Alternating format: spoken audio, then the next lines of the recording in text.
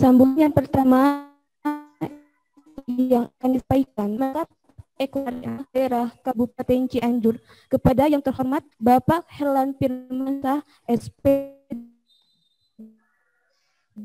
MPDE, padanya kami silakan. Oke, assalamualaikum warahmatullahi wabarakatuh.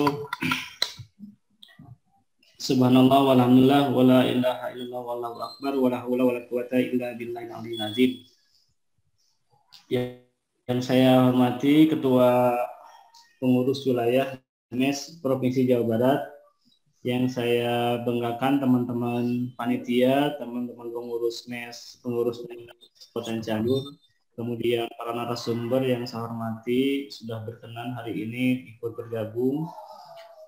Ada beberapa hal yang bisa saya sampaikan mewakili pengurus daerah, sehingga saja mungkin ya, karena ini tampaknya sinyal di ruang panitia ini harus dimaksimalkan, jadi suaranya tidak terlalu jelas. Suara MC tidak jelas sama sekali, bisa dikondisikan dulu teman-teman panitia ya.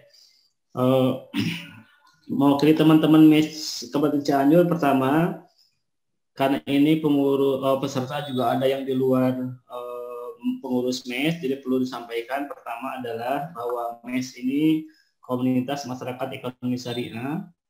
Kalau secara nasional kita sudah berdiri di tahun 2001, tanggal 26 Maret 2021. Kemudian di Cianjur sendiri kita baru berdiri 15 November 2014. Jadi sudah periode kedua sekarang, ya 14 sampai dengan 2021 ini, 15 November 2014 awal berdiri MES Cianjur. MES ini tentunya hadir dengan harapan kita bisa menjadi semacam turbin penggerak ya, turbin penggerak yang dapat memicu percepatan proses pengembangan ekonomi dan keuangan syariah di Kabupaten Cianjur, juga menjadi simpul pemersatu dari gerakan-gerakan, dari serpihan-serpihan yang selama ini di masyarakat berkembang mengembangkan ekonomi keuangan syariah dalam konteks kajian maupun dalam praktek. Sehingga dengan hadirannya MES diharapkan gerakan itu menjadi lebih masif, terstruktur, dan juga berkelanjutan. Visi kita adalah ingin menjadi organisasi terdepan dalam mewujudkan arus baru ekonomi syariah di Indonesia dengan program utama kurang lebih ada 3. Pertama adalah sosialisasi, yang keduanya edukasi, yang ketiganya adalah fasilitasi pengembangan penguatan ekonomi keuangan syariah di Indonesia. Itu sebagai pengantar, dan hari ini selain workshop, kita MES Cianjur juga akan melaksanakan musda yang kedua. Jadi saya diamanai sebagai ketua ini sekarang periode yang kedua, dulu 2014 sampai dengan 2017 itu founding father dengan teman-teman yang lain, dan 17 sampai 2020 saya melanjutkan periode kedua, dan ke depan mudah-mudahan ada kader lain yang bisa lebih membuat akselerasi pengembangan industrinya di Kabupaten Cianjur ini makin bagus.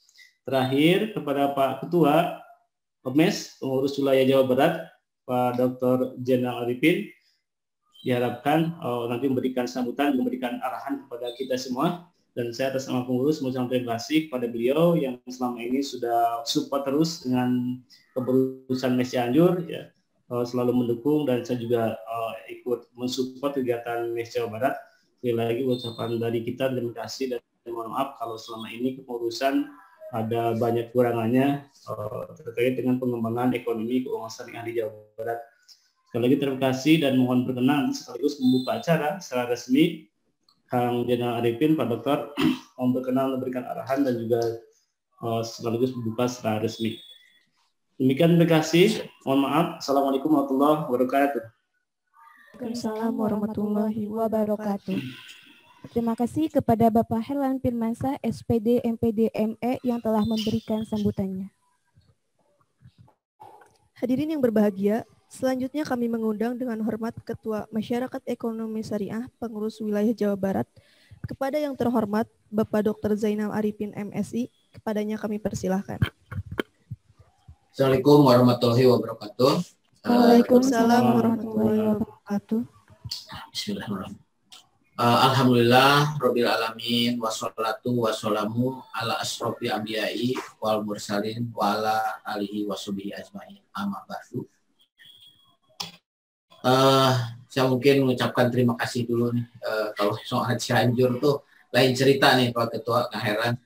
Jadi saya ucapkan terima kasih dulu Pak Dewan Pembina mungkin di Cianjur, Dewan Pakar MES di Cianjur yang selama ini support.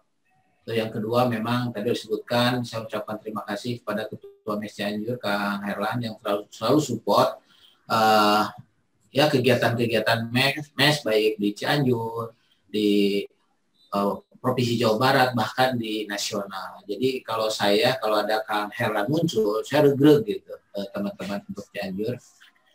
Para hadirin, juga di sini para panitia, mungkin acara musda sekaligus acara apa tadi itu, acara workshop ya, reksadana syariah.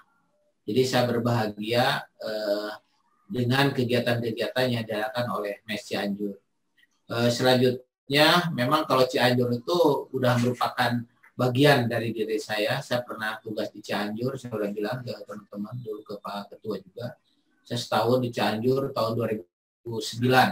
Jadi mau tidak mau Cianjur itu bagian dari kehidupan saya lah.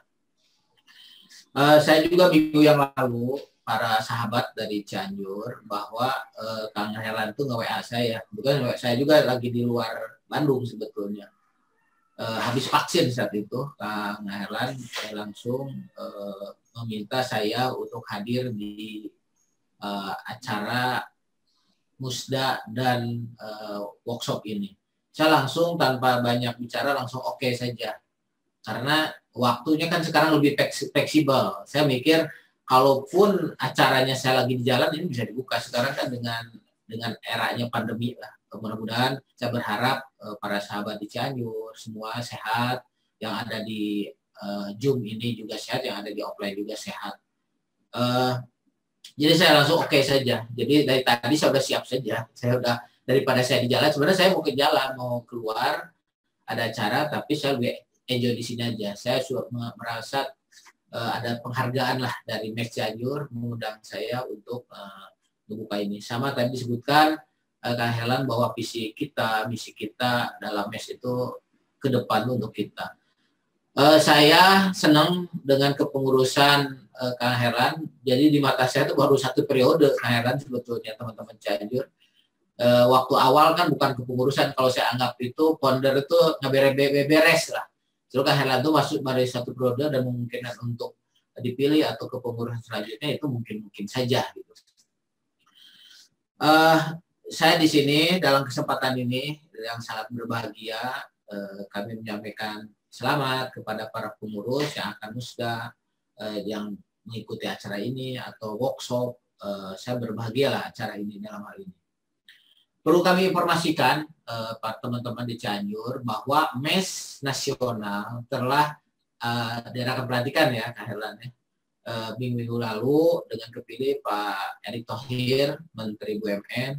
Mudah-mudahan dengan kepemimpinan beliau MES seluruh Indonesia bahkan dunia lebih maju. Salah satunya support dari teman-teman di Cianjur.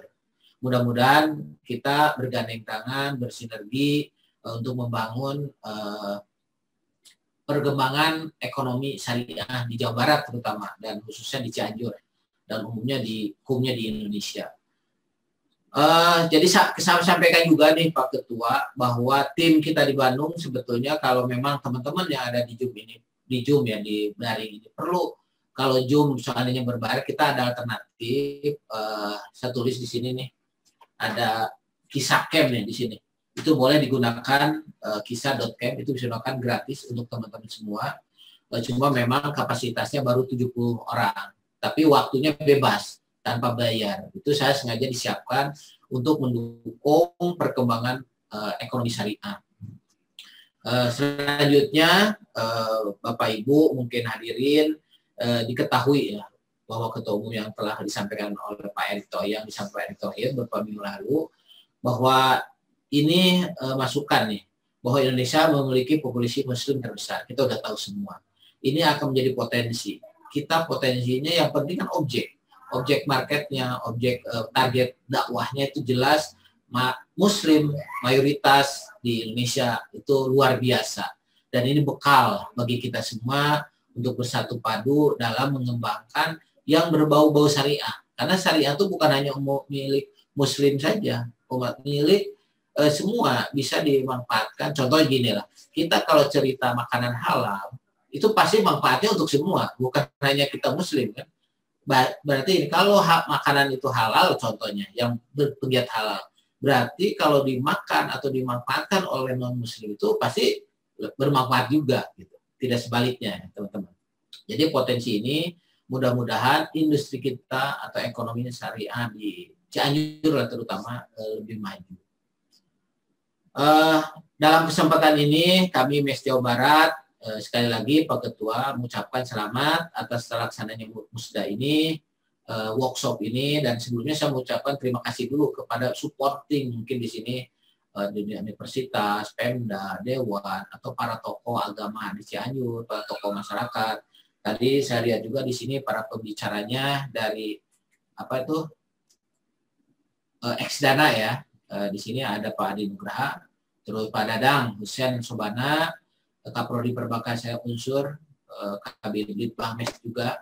Mudah-mudahan antara sinergi kita MES di Cianjur lebih maju, juga ini atas kepemimpinan Kang Herlan. Teman-teman, para ini kalau saya bilang selalu support ya, para support di Cianjur, tim kayak kesebelasan saja kalau saya bilang itu. Cianjur itu luar biasa menurut saya. Jadi bukan hanya saya pernah di Cianjur, tapi memang Cianjur itu MES Cianjur menjadi yang terdepan selalu, terdepan dalam membangun MES di Jawa Barat. Tadi diminta oleh Kak Herlan bahwa saya untuk membuka, dalam hal ini saya mohon izin kepada para tokoh, para senior, Pak Ketua juga, terus teman-teman yang ada di Zoom ini, saya dengan ini membuka acara, mengucapkan Bismillah ya, Bismillahirrahmanirrahim. Saya atas nama MES Jawa Barat membuka acara musda dan workshop reksadana syariah. Terima kasih kepada teman-teman semua. Kurang atau lebihnya saya mengucapkan mohon maaf. Saya juga mohon izin Pak Ketua, para teman-teman, bahwa saya tidak mengikuti acara full karena saya juga sekarang harus ke luar nih. Terima kasih Kak Heran, Pak Ketua dan teman-teman yang mengikuti acara ini. Terima kasih. Assalamualaikum warahmatullahi wabarakatuh. Waalaikumsalam warahmatullahi wabarakatuh. Terima kasih kepada Bapak Dr. Zainal Arifin yang telah memberikan sambutannya. Acara selanjutnya yaitu tibalah kita kepada acara inti yaitu pemberian materi, dan untuk materi yang pertama yang akan disampaikan oleh Bapak Kaprodi Perbankan Syariah Fakultas Ekonomi dan Bisnis Islam Universitas Surya Kencana, Kabid Litbang Masyarakat Ekonomi Syariah Cianjur oleh Bapak Dr. Haji Dadang Husen Sobana MAG. Dan materi kedua yang akan disampaikan oleh Bapak Adi Nugraha selaku Relationship Manager dari PT Eksadana Investa Indonesia. Sebelum itu, izinkan saya untuk membacakan tata tertib. Tata tertib peserta workshop aplikasi reksadana syariah dan musyawarah daerah yang kedua Masyarakat Ekonomi Syariah Pengurus Daerah Kabupaten Cianjur. Yang pertama, peserta masuk ke ruang Zoom 15 menit sebelum acara pembukaan webinar.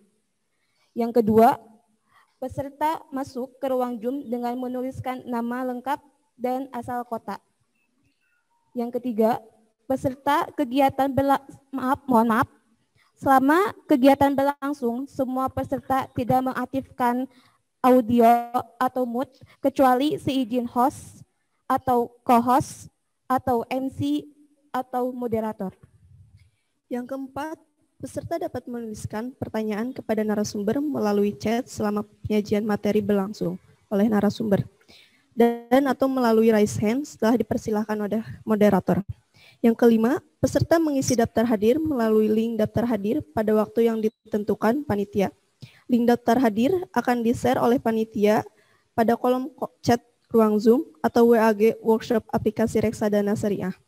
Yang keenam, peserta akan mendapatkan sertifikat sesuai dengan ketentuan yang ditetapkan panitia. Adapun ketentuan bagi peserta yang akan mendapatkan sertifikat adalah sebagai berikut. Yang pertama, mengisi daftar hadir. Jika lupa mengisi, silahkan konfirmasi kepada panitia dengan menyertakan screenshot atau keikutsertaannya pada acara hari ini. Dan yang kedua, mengikuti acara workshop ini secara penuh. Acara sepenuhnya akan dipandu oleh moderator, yaitu yang terhormat Bapak Asep M. Saipul Islam, MA, PD, AWP, dan izinkan saya terlebih dahulu untuk membacakan CV moderator. Tarik. Nama Amsi M. Saipul Islam, SPD, MAPD, AWP, RSA. Nama panggilan Mang Amsi. Jenis kelamin laki-laki, status menikah. Tempat tanggal lahir Cianjur, 26 Oktober 1982. Alamat Kampung Tegal Caang, nomor 3, RT 3, RW 4, Kelurahan atau Desa Sukamaju, Kecamatan Cianjur, Kecamatan Cibeber, Kabupaten Cianjur. Nomor handphone boleh dicatat bila diperlukan. 081 912 025 005 atau 082 214 912 005. Aktivitas terkini yaitu sebagai guru bahasa Arab dan Fahmil Quran di MAN 3 Cianjur pada tahun 2005 sampai dengan sekarang. Ketua MGMP Bahasa Arab MA Provinsi Jawa Barat dan Ketua Bidang Pengembangan Lembaga Keuangan Syariah Masyarakat Ekonomi Syariah Pengurus Daerah Kabupaten Cianjur pada tahun 2017 sampai dengan sekarang. Pendidikan terakhir, Sekolah Pasca Sarjana UIN Syarif Hidayatullah Jakarta, Program Studi Pengkajian Islam, Konsentrasi Bahasa Arab. Riwayat pekerjaan, Kementerian Agama RI, Guru Bahasa Arab, masuk pada tahun 2005 sampai dengan sekarang. Kepada Kang Amsi, waktu dan tempat saya persilahkan.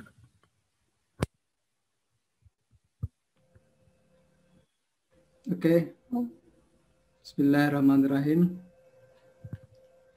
Assalamualaikum warahmatullahi wabarakatuh. Bismillah, walhamdulillah, wassalatu wassalamu ala rasulillah wa ala alihi wa sahbihi wa mawalah. Pertama, saya ingin mengucapkan terima kasih kepada yang terhormat Ketua Masyarakat Ekonomi Syariah Pengurus Wilayah Jawa Barat, Bapak Dr. Zainal Arifin yang telah berkenan membuka acara workshop di pagi menjelang siang ini.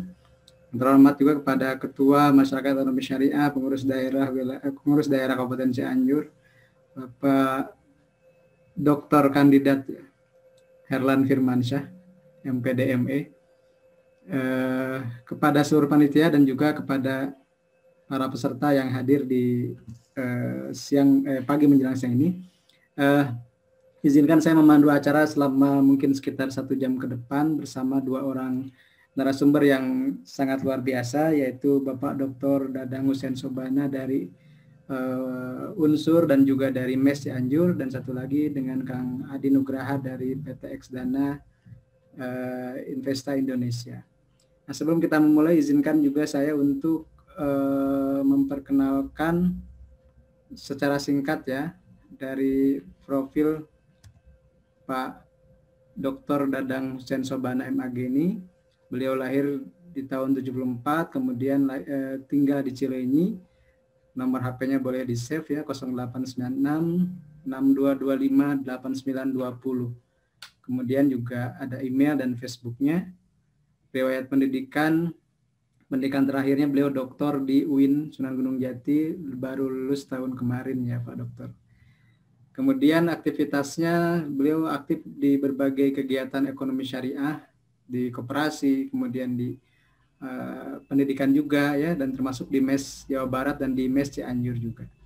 Nah, sehari-hari beliau bertugas sebagai Ketua Prodi Perbankan Syariah Fakultas Ekonomi dan Bisnis Islam Unsur, dan juga Ketua Prodi Manajemen Keuangan Syariah UIN Sunan Gunung Jati di Bandung. Tanpa berpanjang kata, kita akan undang beliau. Pak Ustadz Dadang sudah hadir? Hadir. Siap. Ya, mangga. Waktu dan tempat dipersilakan kepada Pak Dr. Dadang Hussein Sobana yang akan membawakan materi pertama tentang terkait literasi keuangan dan ekonomi syariah di Kabupaten Cianjur. Silakan Bapak Dokter. Terima kasih Mang Amsi, luar biasa. Sip. Suara saya bisa dicerna dengan bagus di kidul sana? Oh, sangat jelas, Pak. Alhamdulillah, luar biasa. Terima kasih, serasa dekat kita ya. Alhamdulillah. Maka Kang, jasa share screen, mangga dicek aja. Ya, saya langsung screen share bisa ya? Bisa, boleh. Saya coba dulu. Ini belum bisa kayaknya nih. Masih disable. Oke. Coba, bisa Kang? Bisakah? Oh iya, bisa. Punten. Sip.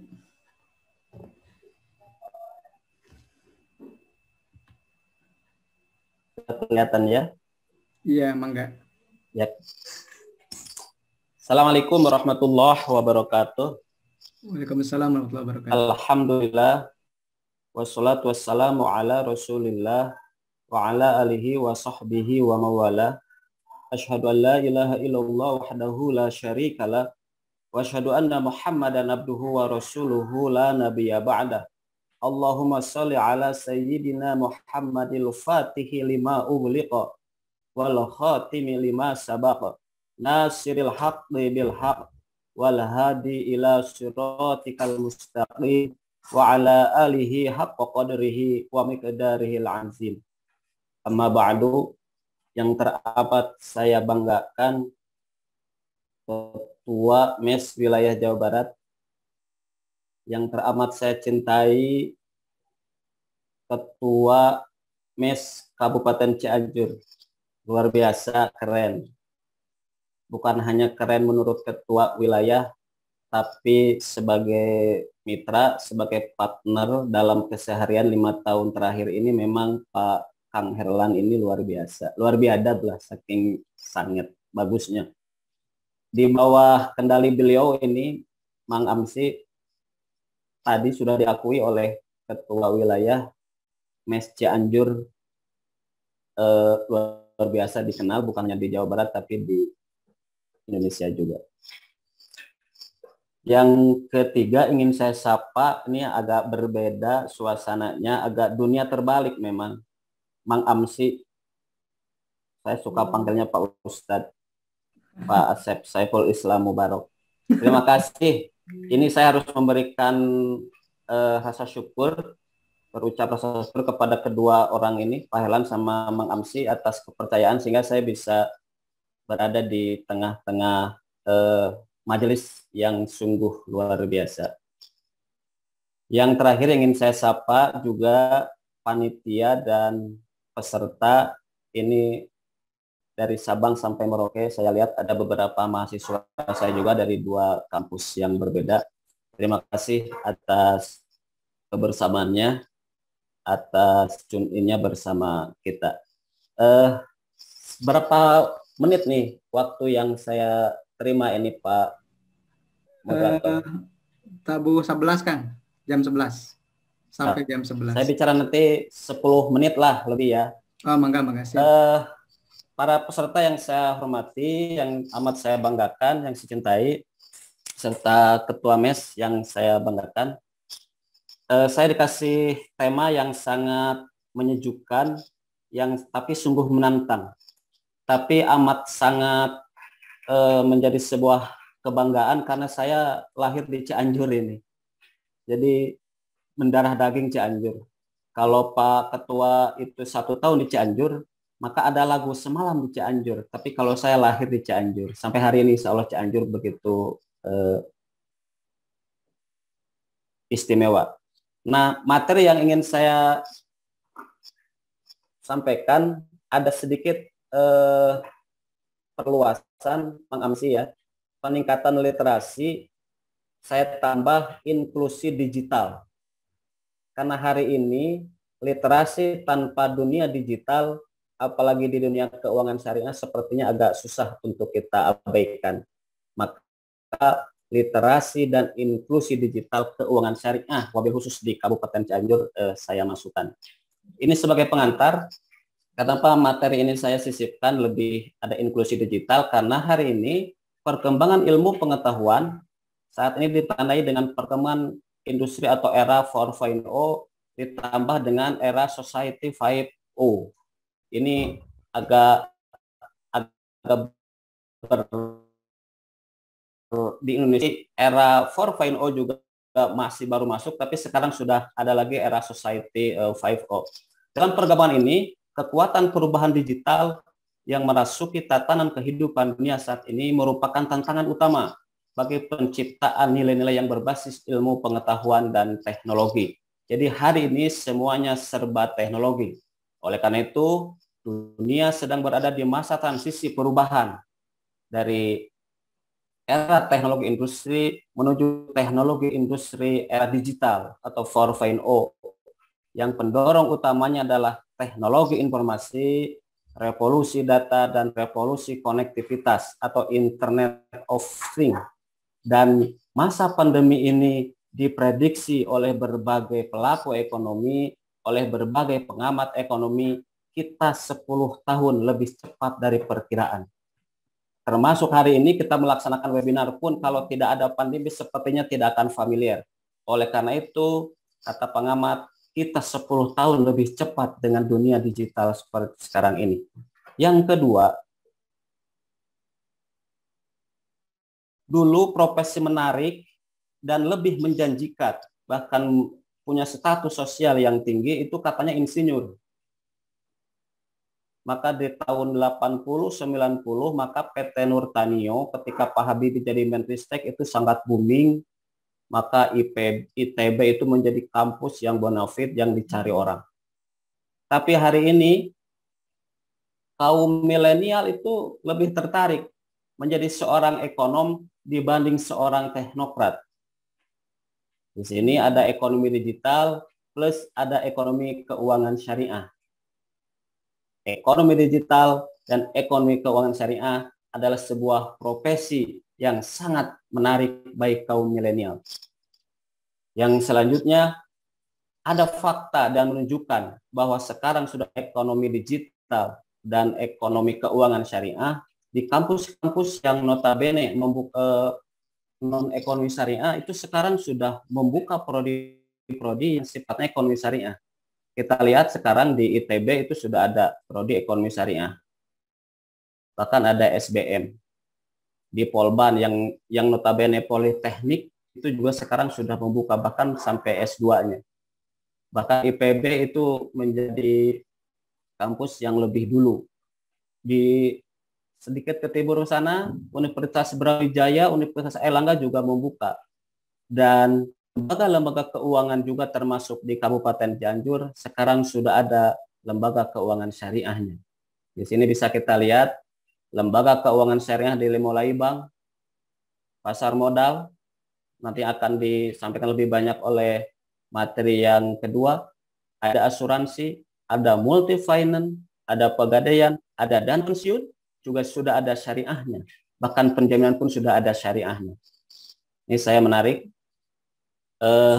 Dalam kondisi hari ini ada data bahwa peringkat Indonesia pada keuangan syariah global. Kita memang masih di bawah Bahrain, Kuwait, Qatar, bahkan kita di bawah negeri Malaysia, di bawah Saudi Arabia. Tapi kita masuk 10 besar industri keuangan syariah global. Ini data 2018. Tapi ada data yang lain menunjukkan bahwa ini ada 4 indikator yang ada 4 penilai. Ada Global Islamic Finance Report, kita di peringkat 6 tahun 2018. Ada Global Economic Index, kita di peringkat 10 masih 2018 dan lain sebagainya, bisa dilanjutkan. Nah, ini yang keempat. Dari sisi potensi keuangan syariah di Indonesia, ini saya ada data dari BI ini, dari OJK, mohon maaf. Keuangan konvensional hari ini secara umum keuangan konvensional itu masih menguasai pasar Indonesia sekitar 91,6%.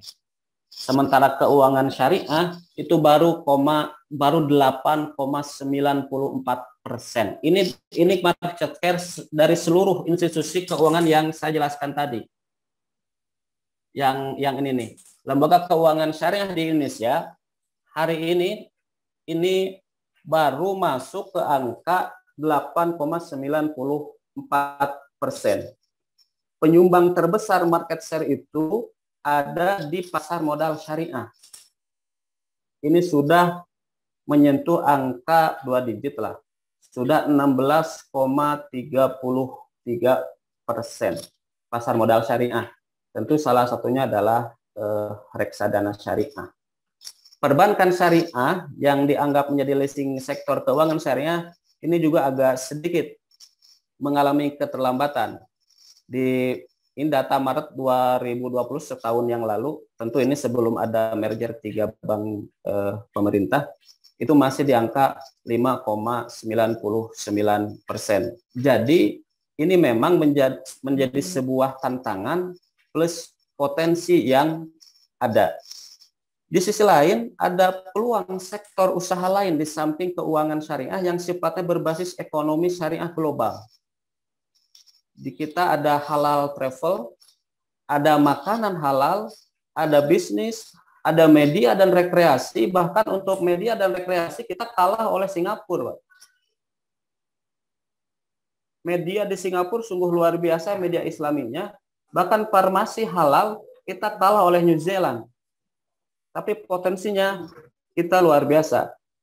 Ini saya lewat. Nah, sekarang sesuai tema, tadi secara umum saya ingin gambarkan bahwa kondisi keuangan syariah global Indonesia dan sekarang masuk ke Kabupaten Cianjur.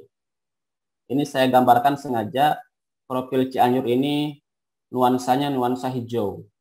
Jadi nuansa yang ada hijau tuh ada di kidul tuh ada Mang Amsi tuh suasana hijau, maka Mang Amsi cukup menikmati di suasana itu. Suasana hutannya, tapi hutannya sungguh dengan rupiahnya sangat dekat sekali. Nah, ini ada untuk mencermati tentang kondisi literasi di Kabupaten Cianjur, kondisi keuangan syariah. Yang pertama, jumlah penduduk ini sungguh luar biasa. Tahun 2017 sudah di angka 2.246. Mungkin sekarang 2021 sudah 2.500.000. Yang kedua dari sisi agama, ini saya data dari BPS Cianjur semuanya, itu 98%-nya orang Islam. Perekonomian pasar dan pusat keramaiannya itu tersedia di Kabupaten Cianjur. Dari sisi geografis, Cianjur ini menjadi kota transit yang paling dekat dengan ibu kota. Nah, yang agak menarik ini, institusi pendidikan di Cianjur banyak, bahkan pesantren dan majelis taklim ini sungguh luar biasa. Dan lembaga keuangan syariah yang tadi dijelaskan di awal, itu sudah ada di Kabupaten Cianjur. Leasing syariah ada, pegadaian syariah ada, asuransi syariah ada. Kalau perbankan jangan ditanya karena sudah dulu ada. Dan pariwisata adalah menjadi salah satu andalan, baik di Cianjur agak barat, Puncak, Cianjur Selatan, ada baharinya, itu menjadi andalan. Nah, ini kekhasan Cianjur. Cianjur terkenal sebagai kota santri. Hampir di setiap desa ini ada pesantren. Cianjur terkenal dengan kota wisata. Ada lagu yang cukup populer dan sangat abadi ini, Semalam di Cianjur. Tapi tetap romantis dan tetap up to date lagu itu. Cianjur kota petani, ada penenun. Nah, yang ingin saya katakan terkait dengan literasi keuangan syariah ini, kaum santri dan pondok pesantren di Cianjur merupakan pelaku ekonomi dan keuangan syariah yang memiliki potensi sebagai penggerak ekonomi Indonesia yang lebih inklusif dan akan lebih efektif dan efisien apabila didorong dengan proses digitalisasi. Ini potensi institusi pendidikan, karena penggerak di Cianjur dengan kaum santrinya sungguh luar biasa. Yang ketiga, literasi keuangan syariah melalui pendampingan sebuah tahapan dan kemampuan usaha di balik kalangan milenial dan pesantren, juga para saudagar haji. Di Cianjur ini banyak orang kaya tapi labelnya haji, Islamnya keren. Islam pemahaman keagamannya luar biasa. Di saat pandemi, wisata ziarah tetap ada, banyak itu dari Kabupaten Cianjur. Dan itu uangnya banyak. Nah, itu harus melakukan aspek governance dan pengembangan sistem informasi yang sangat diperlukan. Hal ini untuk mendorong akses kepada peningkatan aksesibilitas pada lembaga keuangan syariah. Karena ada data penelitian para saudagar haji ini, kiai-kiai di pesantren yang banyak duit, ini masih menyimpan keuangannya di bawah kasur, di bawah bantal, atau di bawah samak. Itu cukup banyak karena ini sebetulnya potensi.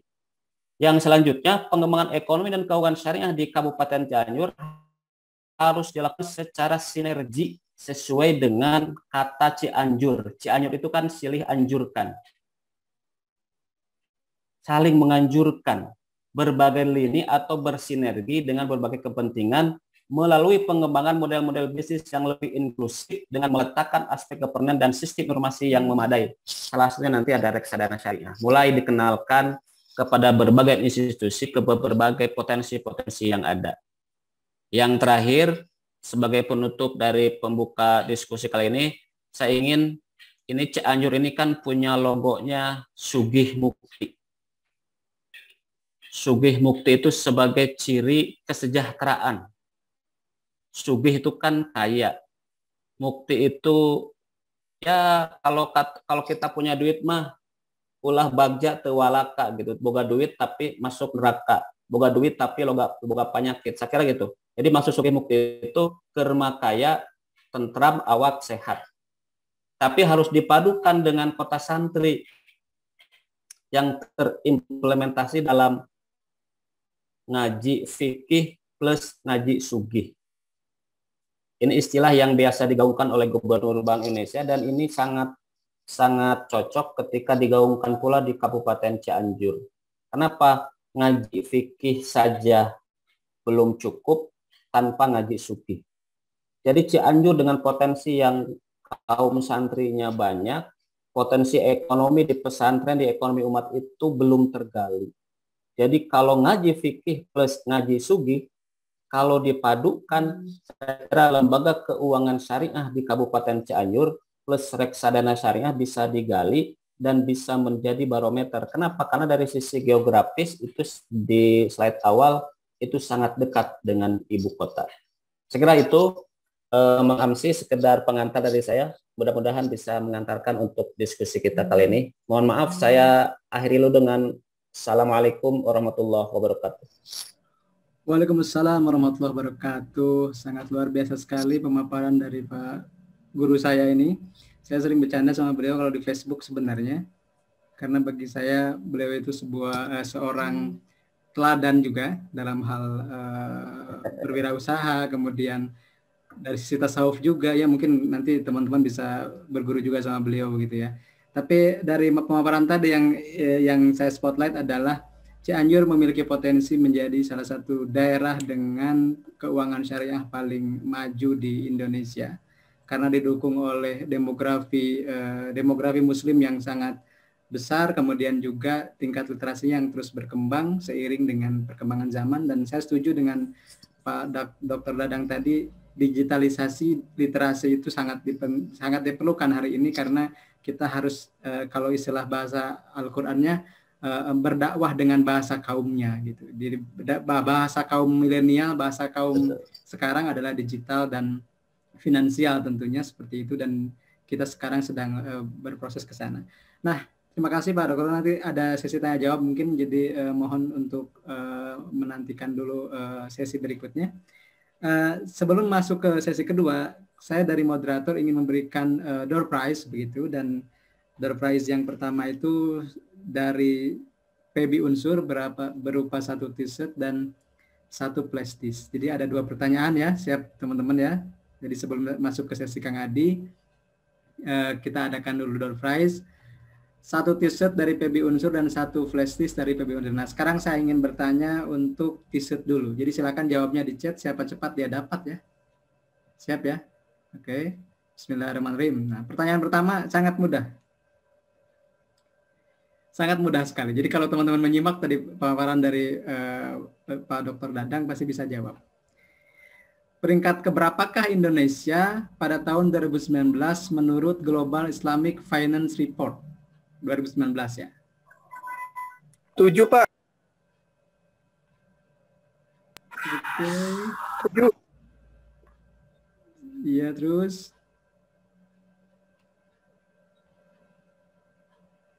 Oke. Saya tutup ya. Gimana Pak Dadang? Jawabannya belum benar ya? Kalau yang ke-7 itu tahun 2018. Kalau 2019 itu yang pertama.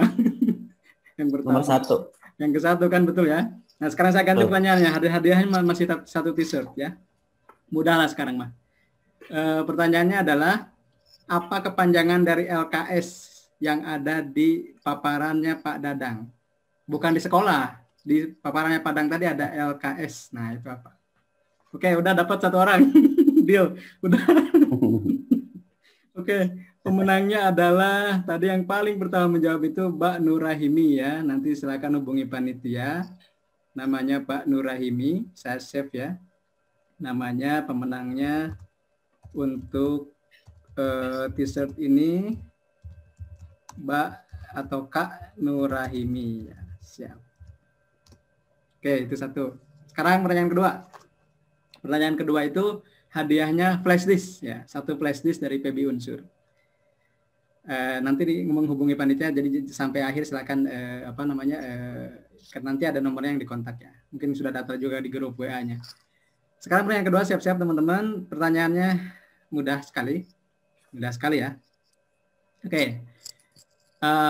Berapakah market share keuangan syariah Indonesia? Nah, udah dapat. Wah, hebat. Berarti benar-benar menyaksikan ini dari tadi. Pemenangnya Pak Abdus Salam, Kak Abdus Salam ya. Flash disk, terima kasih nih, benar-benar menyimak ini. Kayaknya ditulis itu.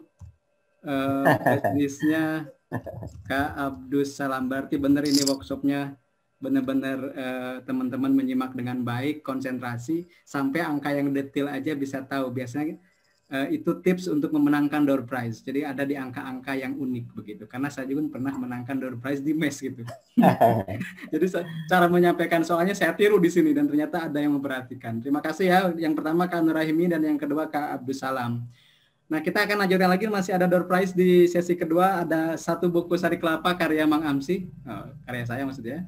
Yang kedua ada 1 t-shirt dari Syariah Saham dan 1 payung dari BMT Sinergi Sindikia dari Cianjur. Jadi nanti payungnya dikirim by kurir juga, karena ini pesertanya kayaknya ada yang dari Aceh sampai timur sana gitu ya. Mungkin nanti boleh cek dari mana nih masing-masing peserta ini. Jadi nanti setelah Kang Adi ada sesi tanya jawab. Ada sesi tanya jawab sekaligus juga sebelum tanya jawab ada sesi door prize. Kemudian nanti sesi tanya jawab dan di situ juga nanti ada pertanyaan lagi. Jadi istilahnya masih ada beberapa door prize ya. Nah, untuk kesempatan berikutnya atau pemaparan berikutnya akan disampaikan oleh Bapak Adi Nugraha dari PT Dana Investa Indonesia yang akan memaparkan temanya tentang ini yang menjadi tema besar kita adalah aplikasi reksadana syariah. Kepada Kang Adi, sudah siap? Insya Allah, Kang. Sudah, Mang. Oke, siap. Kang Adi, waktu dan tempat kami persilakan. Terima kasih. Silakan. Ya, terima kasih Mang Amsi. Waduh, ini kebalik juga nih Pak Dadang nih. Biasanya moderator jadi pembicara nih. Oke. Ya, sebelumnya roda berputar, Mang. Jadi sebelumnya saya ucapkan terima kasih kepada yang terhormat Ketua MES Perwakilan Jawa Barat tadi Bapak Dr. Zainal Arifin MSI. Kemudian terutama yang terhormat Ketua MES perwakilan daerah Kabupaten Cianjur, Bapak Herlan Firmansyah, SPD MPDME, dan juga pada moderator Mang Amsi. Jadi ini kayaknya nggak terlalu resmi, jadi saya panggilnya Mang Amsi aja ya. Kemudian juga ada narasumber tadi yang luar biasa sekali, Pak Dadang. Terima kasih Pak Dadang udah memulai paparannya tadi. Ya, alhamdulillahirabbil alamin wassalatu wassalamu ala asrofil anbiya'i wal mursalin wa ala alihi washabihi ajmain amma ba'du. Oke. Jadi buat selamat datang juga ya buat teman-teman sekalian, mungkin dari ada teman-teman mahasiswa dan juga ada Bapak Ibu yang mungkin di luar kampus. Ini tadi menarik sekali paparan dari Pak Dadang tadi, bahwa Indonesia sudah memasuki era industri 4.0 dan juga society di 5.0. Nah, ini ya, jadi yang membedakan mungkin lebih ke prosesnya, dari yang mungkin dulu konvensional, terus kemudian sekarang jadi digitalisasi semua. Ya mau nggak mau ya, dulu kita bikin event offline, sekarang online, terus kemudian ada mungkin kuliahnya biasa tatap muka, sekarang harus online juga bisa. Padahal mungkin dari dulu juga udah bisa kerja dari remote juga. Nah, ini yang menarik buat teman-teman dan Bapak Ibu sekalian. Perkenalkan dulu, nama saya Adi Nugraha, saya dari PT X Dana Investa Indonesia, dan juga biasa membantu Mang Amsi di komunitas syariahsaham.com. Nah, tema kali ini tadi, alhamdulillah, mungkin jodohnya juga Cianjur ya, karena kebetulan saya juga masih suka bolak-balik Cianjur, karena adik saya dapat orang Cianjur, itu nggak jauh dari tempatnya Mang Amsi. Jadi mungkin ini kayaknya jodoh banget nih sama kota Cianjur ya. Nah, jadi melihat tadi jodoh dari Cianjur maksudnya. Oh. Belum. Amin. Udah taken. Jadi kalau tadi paparan Pak Dadang tadi ya, itu luar biasa, bahwa potensi 98% penduduk muslim ini harusnya bisa menjadi tonggak penggerak dari ekonomi syariah. Nah, teman-teman di sini mungkin harus bisa menjadi bagian dari ekonomi syariah tersebut. Nah, mungkin saya mulai saja apa itu yang tadi disampaikan sebentar, reksadana syariah. Oke, saya izin sharing, Mang. Share screen. Silakan, Kak. Bisa ya? Udah bisa? Bisa. Ya, sudah kelihatan ya? Sudah terlihat? Udah, Mas. Ya, oke. Nah, terima kasih sekali lagi, saya sudah diberi kesempatan untuk hadir di tengah-tengah Musda dan di tengah-tengah teman-teman sekalian. Nah, ini kalau nggak salah teman-teman mahasiswanya dari FEBI ya, Mang ya? Ini Fakultas Ekonomi dan Bisnis. Nah, harusnya sudah nggak asing ya sama apa itu reksadana syariah. Jadi saya hanya sedikit mengulas sebentar apa itu reksadana syariah. Reksadana syariah itu wadah investasi. Jadi suatu produk investasi yang menghimpun dana dari masyarakat untuk dikelola oleh yang namanya manajer investasi. Jadi kalau mungkin di sini teman-teman ada yang biasa investasinya itu masih tadi Pak Dadang bilang ada di bawah bantal, terus kemudian masih di celengan. Ini habitnya berubah dari saving menjadi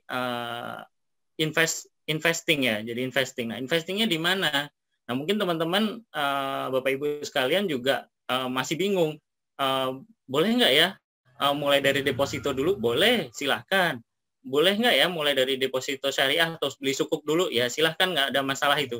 Yang penting jangan sampai terjebak di investasi bodong. Karena semua investasi yang legal, yang resmi itu diawasi oleh OJK. Jadi pertanyaan pertama yang harus teman-teman dan Bapak Ibu lakukan adalah ketika investasi tanya, ada izin OJK nggak? Atau diawasi OJK nggak? Itu dulu.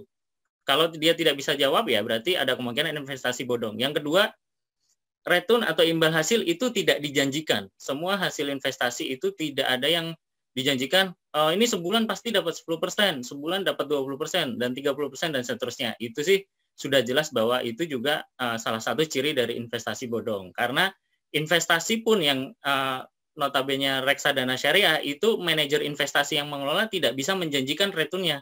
dia hanya bisa menjanjikan dari rate yang histori tahun lalu. Jadi misalkan tahun lalu kenaikannya up to 5%, berarti ya, ada kemungkinan tahun ini mendekati 5% juga, seperti itu. Jadi manajer investasi ini nanti setelah dapat dana dari investor itu akan dikelola.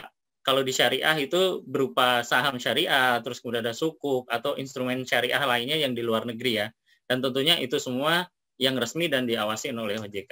Nah, bedanya apa sih tadi konvensional sama reksadana syariah? Kalau di reksadana konven itu dikelolanya tanpa memperhatikan prinsip syariah. Tentunya teman-teman ini sama Bapak Ibu pengennya kan investasi, kalau di kami ya di syariah saham tuh investasi amanah berkah berlimpah. Jadi nggak cuma nyari cuan tapi juga nyari berkahnya. Jadi bagaimana caranya kita investasi ini bisa dapat return yang berkah juga gitu. Jadi aman lah untuk kita ambil cuannya gitu kan istilahnya. Terus kemudian isi portofolio tentunya sudah jelas efeknya tadi ya, ada saham syariah, sukuk dan efek syariah. Kalau di konvensional bisa jadi ada obligasi, terus kemudian efek non syariah dan juga bisa efek syariah juga. Jadi kalau di reksadana konven itu campur gitu. Terus mekanismenya kalau di reksadana syariah misalkan masih ada penghasilan non halal, itu akan ada mekanisme cleansing. Mekanisme cleansing itu artinya nanti hasil yang didapat dari pendapatan non halal itu akan dikonversi ke produk-produk CSR, misalkan bikin toilet, bikin fasilitas umum dan lain-lain. Kalau di reksadana konven tidak ada, ya udah dapatnya segitu ya dibagikan ke nasabah atau investor seperti itu. Dan yang terakhir adalah reksadana syariah itu ada Dewan Pengawas Syariah, ini yang paling penting. Jadi sudah kegiatannya diawasi OJK, ditambah lagi ada pengawasan dari Dewan Pengawas Syariah. Ini artinya untuk mengawasi produk-produk yang dibeli harus sesuai dengan ketentuan syariah. Nah, kira-kira seperti ini mekanismenya. Nanti ini materinya boleh Mang, kalau dari teman-teman pengen minta kita akan bagikan nanti untuk materinya. Nanti akan saya share, jadi kita akan banyak lebih tanya jawab aja ya. Itu, nah ini seperti tadi yang saya bilang, jadi investor memberikan atau mewakilkan dananya ke manajer investasi, terus kemudian manajer investasi mengelola kontrak investasi kolektif. Nah, seperti itu. Jadi inilah terbentuknya suatu reksadana syariah. Tuh. Nah, ini ya, jadi pihak-pihak yang terlibat itu ada investor tentunya, kemudian ada Apert. Apert ini adalah kami, PT X Dana Investa Indonesia, sebagai pihak yang melakukan pembelian reksadana gitu. Jadi untuk beli reksadana dengan minimum pembelian itu hanya bisa dilakukan melalui Apert. Jadi nggak bisa punya dana 10.000, 100.000 itu belinya langsung ke manajer investasi. Jadi ada Apert yang bisa menyediakan fasilitas seperti itu. Nah, kemudian ada manajer investasi. Ini juga memiliki syarat, jadi ketat banget, nggak bisa sembarang manajer investasi bisa mengelola dana. Akhir-akhir ini mungkin teman-teman atau Bapak Ibu sering dapat pesan di Telegram atau diculik di Telegram, itu ada manajer investasi ABC mengelola dana sehari profit 80%, abaikan, nggak usah dilanjutin gitu, atau keluar dari grup, delete gitu aja, karena itu udah jelas penipuan.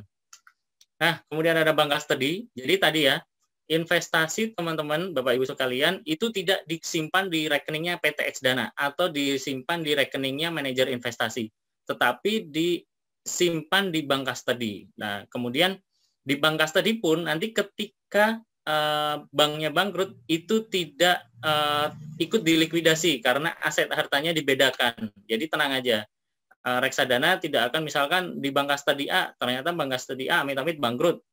Nah, itu dananya hilang. Enggak, tapi itu akan namanya dipisahkan ya, hartanya dipisahkan. Jadi nggak usah khawatir, karena manajer investasi juga nggak bisa bawa kabur duitnya nasabah, nggak bisa. Untuk sekarang ini, saat ini tidak bisa.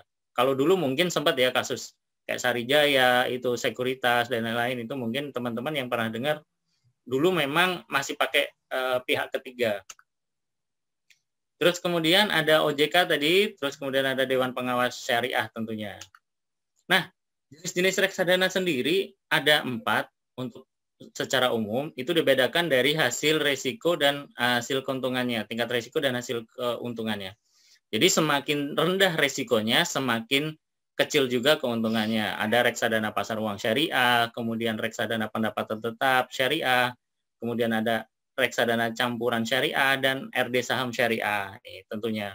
Nanti isinya seperti apa, itu kayak RDPUS, reksadana pasar uang syariah, ini dialokasikan biasanya ke deposito syariah. Jadi kenapa kok RDPU itu paling aman dan paling lebih tinggi dibanding teman-teman ke deposito? Kenapa? Karena teman-teman bawa dana 100.000 itu bisa dapat rate dengan deposito tingkat bisa sampai 2 miliar. Jadi hampir sama. Kenapa kalau di reksadana lebih mudah dan lebih tinggi imbal hasilnya dibanding deposito? Ya karena itu tadi ya, dana kolektif tadi yang bisa membuat rate kita sama dengan bawa uang 1 miliar gitu. Terus kemudian pendapatan tetap juga sama. Kalau langsung beli sukuk pemerintah mungkin harus 1 juta, tapi mungkin lewat reksadana pendapatan tetap syariah melalui Xdana bisa 10.000 atau bahkan 100.000. Jadi nggak harus nunggu 1 juta. Terus kemudian ada reksadana campuran, ini sukuk dan saham, porsinya ada di detail, jadi sudah ditetapkan.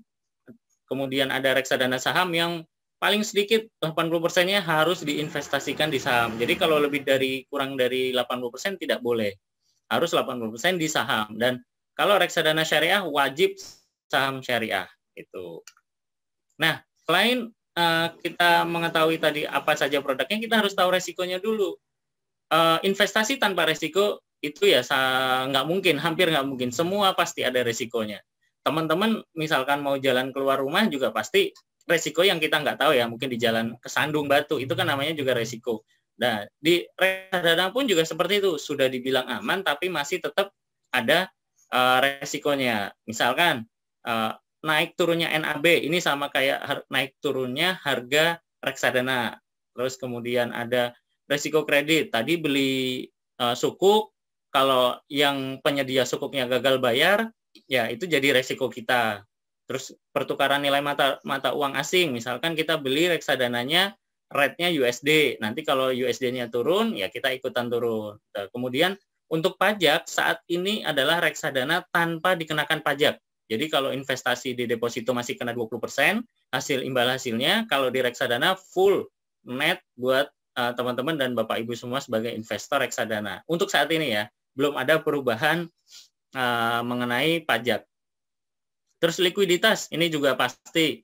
Apakah bisa dicairkan? Misalkan kasus dari reksadana saham, salah satu MI, itu juga sama. Ada misalkan dia beli sahamnya, saham syariahnya terlalu besar porsinya. Padahal aturannya satu portofolio reksadana, dia hanya boleh membeli maksimal untuk yang syariah itu sampai 20% saham. Jadi misalkan dana kelolaannya 1 miliar, dia hanya boleh beli satu saham itu maksimal 200 juta gitu. Nah, kemarin kejadian belinya sampai 80%. Nah, ketika harganya turun, saham itu harganya turun, otomatis reksadananya langsung anjlok. Nah, ini yang ngebikin nggak bisa dijual. Ini resiko dari likuiditas. Terus kemudian ada isu-isu politik juga sama ya. Alhamdulillah mudah-mudahan setelah tahun ini politik sudah mulai mereda dan fokusnya tadi ya, infonya kemarin baru dilantik Bapak Erick Thohir sebagai Ketua MES Pusat, pembina Ketua ya Pak tadi ya. Jadi ini mudah-mudahan dipegang beliau ini semua bisa mulai pelan-pelan diperbaiki. Seperti holding sudah mulai banyak. Nah, dari yang eranya sendiri-sendiri sekarang eranya kolaborasi. Jadi udah nggak ada saatnya ini teman-teman, Bapak Ibu semuanya di industri 4.0 ini adalah untuk bersaing ya. Untuk saatnya ini berkolaborasi. Jadi kalau ada bisnis, kalau ada ide bisnis di Cianjur, mungkin ya udah bikin aja bareng-bareng. Jadi sama-sama lah berangkat dari situ. Kita tiru dari Bapak Erick Thohir yang sukses untuk menggabungkan beberapa perusahaan yang tadinya mungkin jalannya sendiri-sendiri, sekarang dibikin jalannya bareng-bareng. Itu mungkin lebih adil dan mungkin lebih bagus untuk ekonomi sendiri ya. Jadi tidak ada persaingan. Itu. Nah, keunggulan reksadana syariah sendiri itu apa? Pertama, terjangkau. Tadi di Xdana Syariah, teman-teman Bapak Ibu bisa beli reksadana dari 10.000. Lebih mahal teman-teman beli boba. Mungkin boba 20.000, 15.000. Tapi ini teman-teman bisa beli seharga cuma 10.000. Minimal ya, minimal 10.000. Mau beli 11.000 boleh, 12.000 boleh. Kemudian diversifikasi sudah tentu. Tugas manajer investasi adalah mendiversifikasi resiko. Jadi tidak semuanya ditaruh di saham, tidak ditaruh di deposito, di obligasi, dan lain-lain. Terus kemudian kemudian investasi 4.0, sekarang eranya teman-teman nggak usah ke bank, nggak usah ke manajer investasi, nggak usah ke kantor, cukup dari rumah, bangun tidur, itu udah bisa langsung beli produk yang namanya reksadana syariah tadi ya.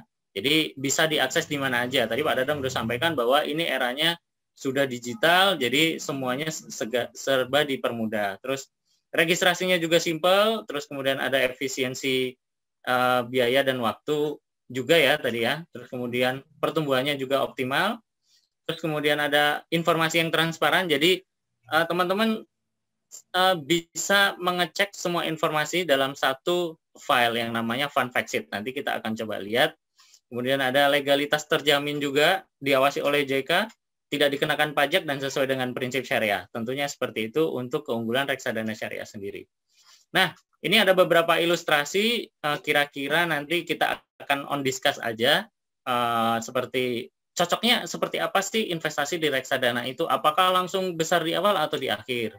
Nah, ini nanti boleh. Nah, ini juga ya, jadi yang paling penting adalah bagaimana kita mulai duluan. Ini teman-teman mungkin yang masih kuliah ini dapat ilmu yang lebih cepat dibanding saya dulu. Saya dulu dapat ilmu investasi mungkin agak terlambat ya. Jadi walaupun terlambat kita harus mulai gitu kan. Nah, kalau teman-teman ini dari sekarang udah bisa investasi ini untungnya lebih cepat. Kenapa? Karena dengan menabung rutin itu teman-teman akan dapat imbal hasil yang maksimal dibanding saya yang menabung rutin ketemu di 60 tahun ke depan gitu. Jadi mulai sekarang itu lebih baik daripada menunda-nunda. Nah, saya coba sedikit perkenalkan sedikit aplikasi Xdana Syariah. Waktunya masih berapa menit, Mas? 5 menit lagi kan? 5 menit ya. Agak ngebut ya. Mohon maaf ya teman-teman, nanti kita on discuss ditanya jawab saja. Jadi PT Xdana Investasi sudah dari 2015 sebagai APERT, jadi sudah paling lengkap izinnya. Kalau untuk saat ini ya, saat ini paling lengkap, ada penasihat investasi, ada Kominfo, dan sebagai perusahaan efek dan agen penjual efek reksadana online. Jadi 3 izin OJK dan 1 izin Kominfo. Jadi teman-teman nggak usah ragu, harus pilih Xdana. Nah, jadi Xdana sendiri itu sebagai gaya hidup tadi ya. Pak Dadang sudah sampaikan bahwa bagaimana reksadana ini nanti bisa masuk ke nggak cuma literasi, tapi juga inklusi ke teman-teman, ke penduduk semua Cianjur, bagaimana bisa menjadi gaya hidup. Jadi investasi itu bukan lagi kebutuhan, tapi udah langsung jadi gaya hidup ya. Gayanya ya udahlah beli reksadana dulu. Kalau ditanya malam minggu mau kemana gitu kan? Nongkrong nggak gitu atau jalan-jalan, enggak lah, mau nabung dulu buat beli reksadana hari Senin. Nah, itu gaya hidup gitu kan, nggak lagi yang wah saya harus investasi untuk bisa menjadi pensiun dini gitu, enggak. Tapi bagaimana teman-teman mulai berpikir bahwa investasi itu bukan hal yang wajib, tapi ya gaya hidup. Ya udah, gaya hidupnya nabung, gaya hidupnya, karena nanti siapa sih yang nggak mau pensiun di umur 40 gitu kan. Cita-cita saya juga insya Allah 40 udah pensiun gitu kan. Apalagi Mang Hamsi ini bentar lagi juga mau pensiun ya, Mang. Pengen pensiun gitu. Bagaimana enggak coba, Mang Hamsi kan saya pernah sekali 2 kali ke sana lah, hampir 3 kali, belum ada 5 kali sih, di sawah, tapi bisa memberi apa ya, menghasilkan sesuatu yang hidupnya sama-sama bisa kita kejar di kota gitu. Nah, ini yang harusnya menjadi semangat teman-teman bahwa hidup di daerah yang mungkin dibilang jauh dari perkotaan itu bukan menjadi hal yang hal yang menghambat teman-teman untuk tahu apa itu investasi, bagaimana cara kita bisa memperoleh penghasilan gitu. Jadi nggak cuma kita berpikir bahwa harus kerja di kota. Justru saya yang mungkin sekarang kerja di kota pun pengen pindah gitu loh, pengen pindah dari kehidupan kota gitu. Pengennya ya kayak Mang Amsi itu, hidup mewah, mepet sawah gitu, tapi penghasilannya kota. Itu siapa yang nggak mau gitu kan? Itu. Nah, terus kemudian Xdana aman, jadi nggak usah khawatir kalau ada apa-apa bisa langsung dikomplain, dan komplainnya bisa langsung ke OJK kalau memang ini, karena kita tidak akan aneh-aneh dengan hal ini. Terus timnya juga sudah berpengalaman untuk IT, untuk edukasi juga, termasuk saya di sini sedang melakukan edukasi ke teman-teman semuanya. Nah, ini ada 3 produk di kita. Yang pertama Xsaver, khusus reksadana pasar uang, ini satu produk dari Mandiri. Terus kemudian ada Xdana Pro, ini untuk reksadana konvensional dan syariah tadi. Dan kebetulan kita punya satu aplikasi yang namanya Xdana Syariah. Xdana Syariah ini adalah khusus menyediakan produk-produk reksadana syariah. Jadi teman-teman nggak usah khawatir bahwa produknya itu nanti ketemu yang produk konvensional, karena di dalamnya sudah syariah semua, insya Allah. Nah, saat ini kita ada 9, yang satu baru, Shailendra. Jadi 8 rekanan resmi melantai dengan kita. Kemudian terakhir per bulan ini resmi Shailendra masuk menambah salah satu MI yang bisa dibeli di Xdana. Tapi untuk yang syariah masih on proses, mohon bersabar. Insya Allah bulan depan sudah launch. Totalnya kita punya 48 produk. Nah, ini produknya saat ini ada 9. Nah, ini yang menarik adalah produk dari Bahanama Syariah Fund. Nah, ini yang menarik dan yang paling tertarik ini adalah teman-teman biasanya yang mahasiswa ini. Wah, udah pengurus MES, udah pengen jadi calon anggota MES gitu kan. Nah, kemudian di sini ada produk yang MES sendiri pun punya khas di sini ya. Jadi teman-teman kalau mau mendukung ekonomi syariah ya tinggal aja beli produknya yang Bahanama Syariah Fund ini. Jadi sudah jadi anggota juga bisa membantu ekonomi syariah gitu kan. Nah, ini untuk saat ini terakhir Fun Fact Sheet per 26 Februari, teman-teman bisa googling, tinggal diketik aja Fun Fact Sheet Bahanama Syariah Fund, nanti tinggal dilihat alokasi portonya ada di mana saja. Kebetulan ini obligasi ya, ini harusnya sukuk sih, ini belum diganti.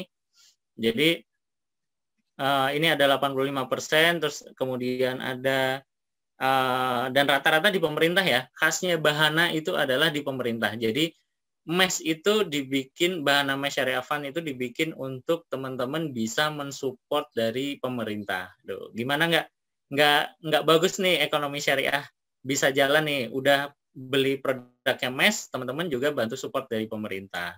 Nah, mungkin untuk sedikit gambaran aja emang saya kasih lihat untuk sharing ininya tadi aplikasi. Jadi 2 menit kan? Siap. Oke. Saya share screen dulu. Oke. Nah, ini tampilannya ya. Teman-teman sudah terlihat ya. Jadi nanti teman-teman bisa ngelihat nih kinerja NAB-nya per produk itu berapa. Di sini tinggal download aplikasi Xdana Syariah. Kalau mau langsung registrasi bisa, mau cuma lihat dulu juga bisa. Misalkan ini saya coba keluar. Jadi, nah, ini teman-teman bisa lihat, misalkan seperti ini, bisa lihat produknya ada di sini. Ada equity, kemudian pendapatan tetap Bahanama Syariah Fund. Ini bisa kita lihat 1 tahun kenaikannya 12,95%. Ini udah di atas deposito banget ini, udah berkali-kali nih. Jadi, yang menarik nih dari Bahanama nggak pernah mengecewakan lah kalau untuk 1 tahun itu. Jadi nabung di sini insya Allah bisa stabil gitu ya. Dan satu lagi mungkin poin yang perlu saya sampaikan bahwa Xdana sendiri fokusnya untuk memberikan investasi yang stabil ke teman-teman. Jadi mungkin jangan berpikir kita ada produk yang naiknya itu sehari atau sebulan bisa 10%. Itu hampir kecil kemungkinan ya, bisa jadi, tapi hampir kecil kemungkinan seperti itu. Jadi memang kita pengen nasabah-nasabah di Xdana ini kalau yang beli produk lewat kita itu terjamin untuk stabil, karena investasi itu adalah biasanya untuk yang jangka panjang ya untuk reksadana. Nah, mungkin itu. Kemudian teman-teman juga bisa minimal deposit minimalnya berapa, Kang? Kalau untuk sekarang, Mang, untuk Bahanames bisa 10.000 kalau nggak salah ya. 10.000. Saya ya 10.000 kalau hanya ada dua, 10.000 dan 100.000. Nanti saya coba cross check kembali, takutnya ada perubahan. Nah ini. Nah kalau teman-teman main-main ke Jakarta boleh, nanti bisa janjian. Kantor kita ada di Kemang. Nanti boleh kontak-kontak saya. Itu. Jadi seperti sudah saya sampaikan bahwa win tomorrow itu, Mang. Menangkan hari esok untuk yang lebih baik ya. Mungkin itu, Mang, yang bisa saya sampaikan. Mohon maaf agak terlalu ngebut. Jadi nanti mungkin lebih banyak didiskusi. Itu aja, waktu dan tempat saya kembalikan. Wassalamualaikum warahmatullahi wabarakatuh. Waalaikumsalam warahmatullahi wabarakatuh. Terima kasih buat Kang Adi, sangat komprehensif sekali dari mulai pengenalan reksadana sampai pada penjelasan jenis-jenisnya dan juga aplikasinya itu sendiri. Jadi nanti teman-teman boleh, saya sudah menyimpan beberapa pertanyaan yang akan ditanyakan kepada Pak Dr. Dadang dan juga ke Kang Adi. Nah, tapi sebelumnya seperti biasa ya, akan ada door prize dulu. Dan tadi sudah sangat jelas dikemukakan oleh Kang Adi mulai dari definisi, kemudian cara daftarnya, kemudian jenis-jenisnya apa saja, ya. Nah, sekarang saya akan coba, ada 3 pertanyaan ya, dan hadiahnya ada 3. Yang pertama adalah payung dari BMT Sinergi Cendekia, dari sponsor kita juga. Kemudian dari t-shirt dari Syariah Saham, syariahsaham.com. Dan yang ketiga ada buku Saham Syariah Kelas Pemula dari Mang Amsi. Dan sudah ditandatangani. Bisa lihatin bukunya deh. Oh, enggak. Nanti ya. Jadi sudah ditandatangani oleh penulisnya. Pertanyaan pertama nih. Pertanyaan pertama, payung. Nah, oke, payung. Siap ya? Pertanyaannya adalah PT Eksadana Investa Indonesia itu adalah salah satu penyedia platform reksadana di Indonesia, dan itu diistilahkan dengan namanya APERD, APERD. Apakah singkat panjangan dari APERD? Udah ada yang menang, bagus. Oke, siap, terima kasih. Namanya Aldi Nur Hikmah. Kak Aldi Nur Hikmah ya, itu pemenangnya. Kak Aldi Nur Hikmah, pemenang payung. Nanti dihubungi oleh Kak Nadia. Terima kasih yang lainnya. Oke. Sekarang cepat banget ketiknya, nggak tahu juga ya. Saya juga kaget pas beres langsung beres gitu. Kayaknya udah bisa menerka jawabannya apa gitu. Hebat ini benar. Yang kedua sekarang, ini t-shirt dari Syariah Saham. Jadi t-shirt, polo t-shirt dari Syariah Saham. Tadi ternyata masih ada di saya stoknya. Jadi ya udah. Saya dari sini ya. Siap. Pertanyaannya adalah tadi Kak Adi menyebut sekilas begitu, ada slogan dari Syariah Saham yang ada di polo tersebut gitu. Jadi di t-shirtnya itu ada slogan kita yang sering kita ulang setiap edukasi, dan juga saya ulang setiap bikin video YouTube. Jadi sebutkan slogan Syariah Saham yang ada di t-shirt, polo, dan udah ada yang menang. Terima kasih Mas Gali. Investasi amanah berkah berlimpah ya. Jadi pemenangnya untuk t-shirt Syariah Saham itu Mas Gali Indro Tanoyo. Nanti dihubungi ya. Oke. Terakhir ya, buku Sari Kelapa, Saham Syariah Kelas Pemula. Pertanyaannya ya. Harus ada susah nih mah. Pertanyaannya adalah sebutkan ada berapa produk yang disediakan oleh Eksadana, produk reksadananya, dan berapa yang syariahnya. Jadi ada 2 pertanyaan ya.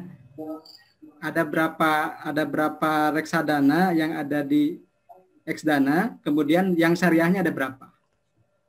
Ada 2 jawaban. Yang total reksadananya berapa, kemudian yang syariahnya berapa? Belum ada yang benar jawabannya. Harus ada 2 jawaban. Total reksadana berapa? Yang syariahnya berapa? Jadi ya udah. Oh, udah. Hari Satu Niswa itu juga pemenangnya ya, Kak Adi ya? Iya, betul, Bang, betul. Oke. Betul. Pemenang buku Sari Kelapa. Saham syariah kelas pemula ya, teman-teman, bukan resep masakan itu. Jangan tertukar. Ini cepet-cepet Bang ngetiknya, Bang. Dan itu membuktikan bahwa antusiasmenya sangat tinggi, kemudian juga memerhatikan. Tadi namanya sampai lupa saya. Ini ya, silakan nanti dihubungi. Oke, terima kasih kepada teman-teman semuanya sudah menyimak dengan baik 2 paparan dari pemateri kita di siang ini. Nah, sekarang kita masuk ke sesi Q&A atau pertanyaan jawab. Dan saya sudah membuat daftar pertanyaannya. Saya akan bacakan yang pertama. Ditujukan kepada Bapak Dr. Dadang Hussein Sobana dari Mas Hari Handika dari Lampung ya. Oh, ada juga buat saya ya pertanyaan ya. Banyak Pak, tenang. Pertanyaan dari Mas Hari. Assalamualaikum, selamat siang Pak, izin bertanya. Apabila Indonesia ke depannya insya Allah 100% bisa menerapkan sistem ekonomi syariah di negeri ini, menurut Bapak bagaimana sih penyesuaian dengan penganut agama yang lain? Apakah ada tahapan penyesuaiannya agar bisa diterima seluruh masyarakat Indonesia? Terima kasih.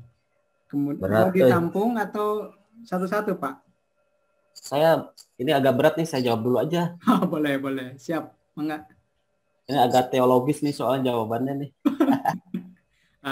Kalau dari UIN pasti bisa jawab. Ya. Saya hanya ingin mencoba posisi saya ini.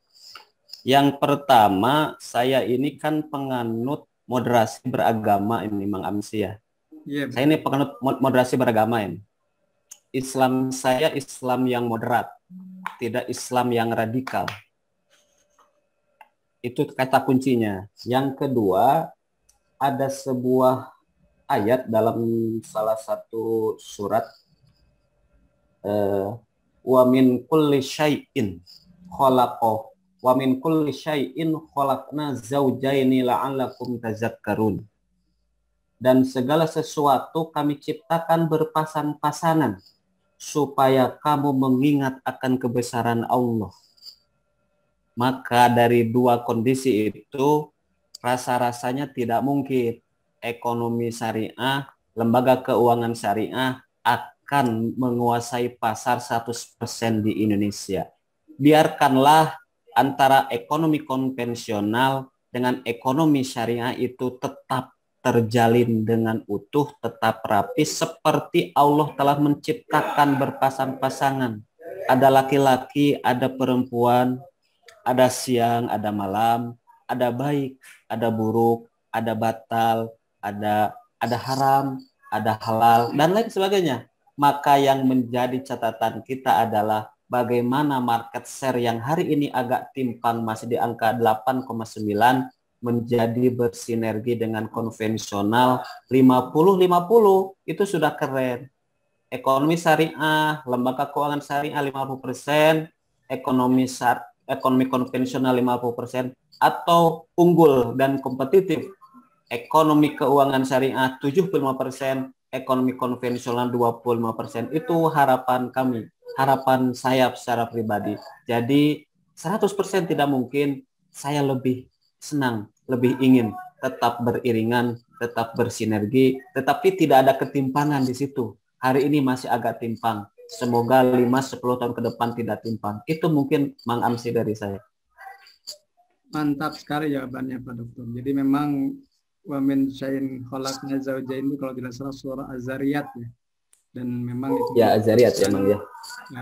Keberpasangan gitu ya, keseimbangan. Ya. Itu juga mungkin ya hukum alam mungkin ya, keberpasangan itu sudah jadi hukum alam ya. Sunatullahnya seperti itu ya. Sunatullah. Betul. Di ayat lain misalnya karena nasu ummatan wahidah wa la yazaluna mukhtalifin. Asalnya manusia itu bisa bersatu tapi akan selalu ada perbedaan pendapat, dan mungkin disitulah mungkin ada hadis lain yang juga perbedaan itu adalah sebuah kasih sayang dari Allah. Oke, pertanyaan kedua masih buat Pak Dokter juga. Ada lagi ya? Iya. Fans clubnya banyak. Ya. Iya, saya ingin bertanya juga nanti ke Pak Adi ini, boleh nggak ya? Siap Mas. Boleh. Yang kedua ini pertanyaannya dari mahasiswa Bapak nih kayaknya, dari Unsur.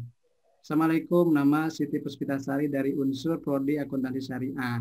Bapak izin bertanya, bagaimana peran kita sebagai seorang mahasiswa agar bisa mengembangkan perekonomian di Cianjur? Nah, ini lebih lokal juga, lebih relevan pada masa pandemi COVID-19. Karena dilihat pada masa pandemi ini banyak sekali pengangguran. Begitu, Pak. Nah, ini saya senang nih pertanyaannya nih. Tapi jawabannya nggak seneng nih.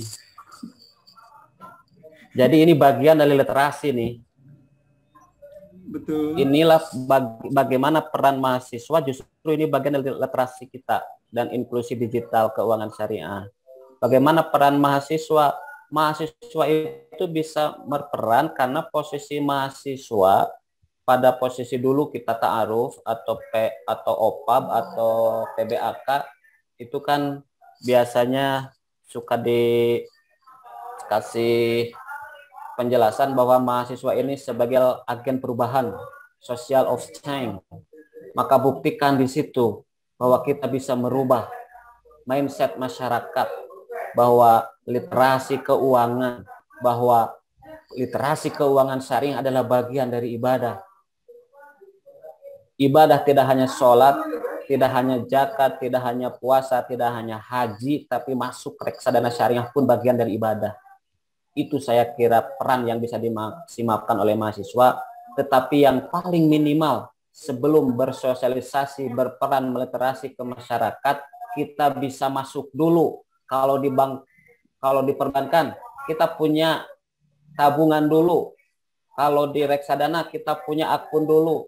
Kalau kita di asuransi, kita punya premi dulu. Jadi keren gitu ketika mensosialisasikan meliterasi keuangan kepada masyarakat, kita sendiri sudah masuk di dalam itu. Jangan sampai mahasiswa berperan sebagai social of change, tapi ketika ditanya, Neng, Teteh, AA, Bapak sudah punya tabungan bank syariah, kan balelo dijawabnya, tapi akan lebih genre keren ketika jawab, saya sudah punya. Jangankan bank, reksadana pun saya sudah punya. Gitu, Mang. Siap. Setuju sekali, Pak Dokter. Jadi memang di kita memang mungkin literasi itu masih menjadi tugas kita semuanya, dan juga baik yang dari akademisi. Dan saya tuh hari ini sangat sangat bahagia sekali karena di acara ini kita mengawinkan gitu, mensinergikan antara akademisi dan dari kampus dengan praktisi dari industri dan juga dari pelaku pasarnya dan industrinya juga. Jadi di momen ini juga kita belajar langsung dari para akademisinya diwakili oleh Pak Dr. Dadang, dan juga dari industri dan pelaku pasar diwakili oleh Kang Adi. Terima kasih Pak Dr. Dadang atas jawaban-jawabannya. Ini karena kita juga dibatasi waktu, jadi saya akan langsung ngebut ke pertanyaan berikutnya. Ini untuk Kang Adi. Kang Adi masih ada? Harus ada. Masih, Mang, masih. Pertanyaannya dari Mas Hari Handika Lampung kepada Bapak Adi Nugraha. Assalamualaikum, selamat siang. Izin bertanya, Pak. Salah satu permasalahan utama mengapa masyarakat, khususnya generasi milenial, masih relatif rendah dalam literasi keuangan adalah kurangnya kesadaran untuk mempelajari cara mengelola keuangan pribadi. Bagaimana sih seharusnya, Pak, diri kita pribadi menanamkan kesadaran akan literasi keuangan ini? Itu, Kang. Oke. Wah, ini udah pertanyaan AWP nih, Mang. Oh, ini izin jawab ya, Mang ya. Ini ada master AWP-nya syariah ini sebenarnya.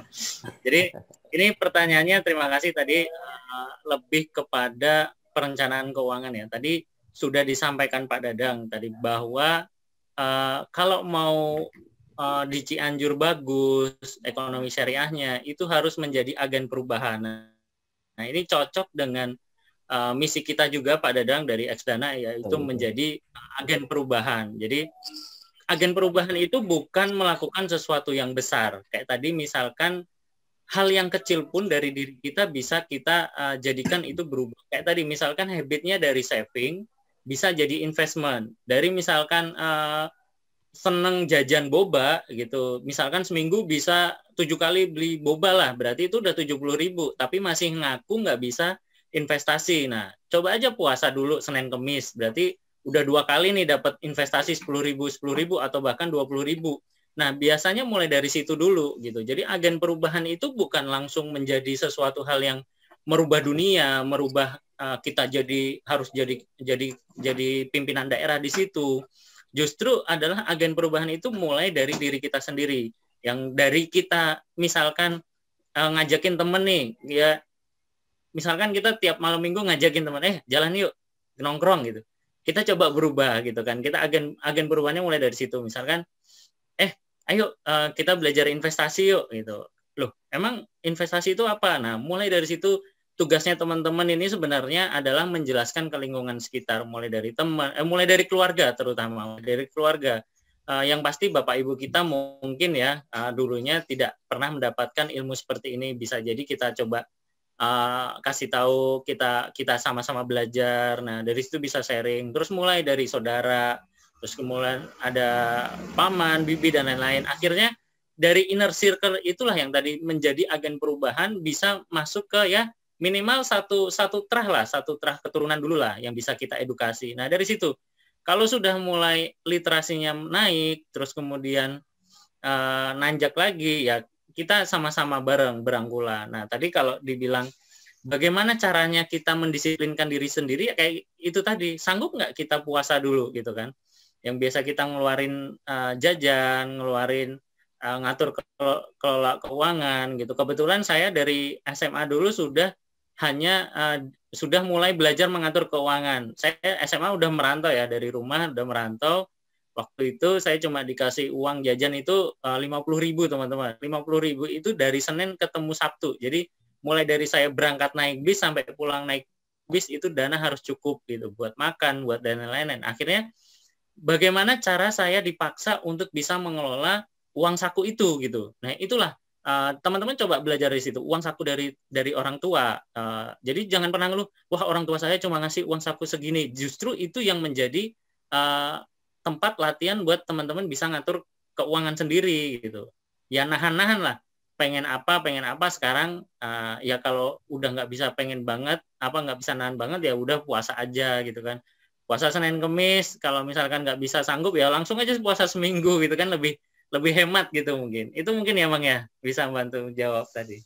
Oke, terima kasih Kang. Ini ada pertanyaan terakhir mungkin ya, karena waktunya juga sudah mulai, nanti kan ada pertanyaan dari Pak Dr. Dadang satu, jadi sebelum ke Pak Dr. Dadang saya akan mencoba merangkum pertanyaan yang sebenarnya lebih ke teknis ya Kang. Kang Adi nih. Jadi ya, pertama yang ditanyakan oleh Mbak Asri adalah proses pembelian reksadana. Mungkin tadi sudah dibahas sekilas. Kemudian ada yang menanyakan produk Sukor belum ada. Itu juga ada ini karena terkaitnya dengan reksadana. Yang ketiga, jadi pertama proses pembelian, kedua Sukor Syariah Equity.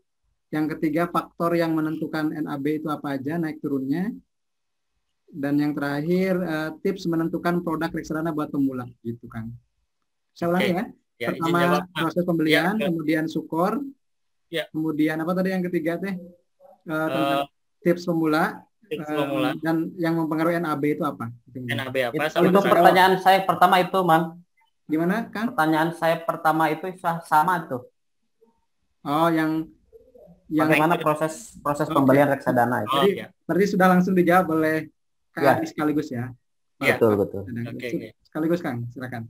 Ya, izin jawab dulu. Pertama saya awali dulu kenapa Sukor belum ada. Itu memang kita belum bekerja sama dengan Sukor Asset Management. Jadi memang saat ini baru 9 yang terdaftar karena syarat untuk masuk menjadi produknya Xdana itu agak berat, jujur. Kita bukan PT Xdana bukannya jual mahal ya, tapi memang ada syarat-syarat tertentu yang harus dilakukan oleh si MI itu untuk bisa masuk ke kita gitu. Jadi beberapa syaratnya antara lain produknya harus 3 tahun, terus AUM-nya harus tidak ada banyakan institusi, harus banyakan retail atau seimbang, terus kemudian dana kelolaan minimal 10 miliar itu harus ada, dan tentunya performanya harus stabil itu. Jadi kuncinya itu. Nah, kalau untuk MI lain belum ada, ya mungkin ada beberapa syarat yang mungkin belum, atau bahkan mereka belum mulai masuk ke Xdana. Jadi untuk sementara baru 9, dan itu bagi Xdana dirasa sudah cukup lah untuk memenuhi